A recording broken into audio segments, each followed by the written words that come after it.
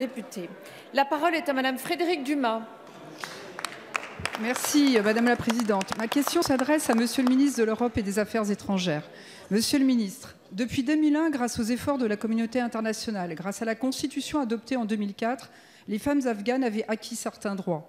Elles pouvaient sortir de chez elles, aller à l'école et à l'université, avoir accès au système de santé et à la justice, au Parlement et à la gouvernance.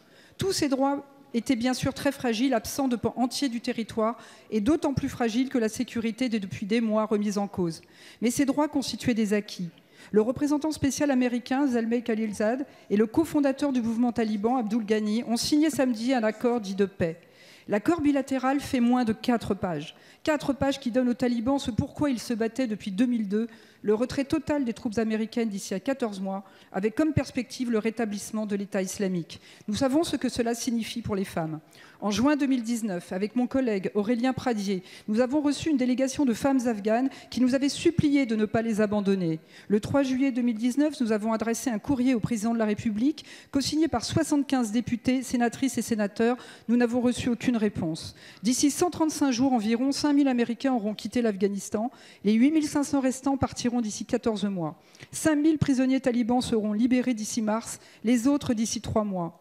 2 jours après avoir signé l'accord, aujourd'hui, dit de paix, les talibans ont repris les combats. Les Américains nous avaient expliqué qu'à tout moment, ils pouvaient suspendre cet accord.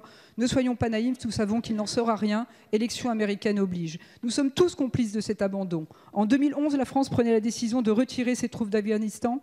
Le 31 2014, l'armée française quittait le pays après 13 ans de présence. Selon l'accord dit de paix signé samedi, les sanctions américaines contre le mouvement islamiste seront levées d'ici le 27 août prochain. On nous annonce que les sanctions seront donc levées par l'ONU à la même date. Monsieur le ministre, la France va-t-elle donner son accord à la levée des sanctions? Quel rôle la France va-t-elle jouer dans le cadre de l'ONU? Allez-vous laisser la lourde porte se refermer sur les femmes afghanes et sur l'Afghanistan et de ce fait sur l'humanité?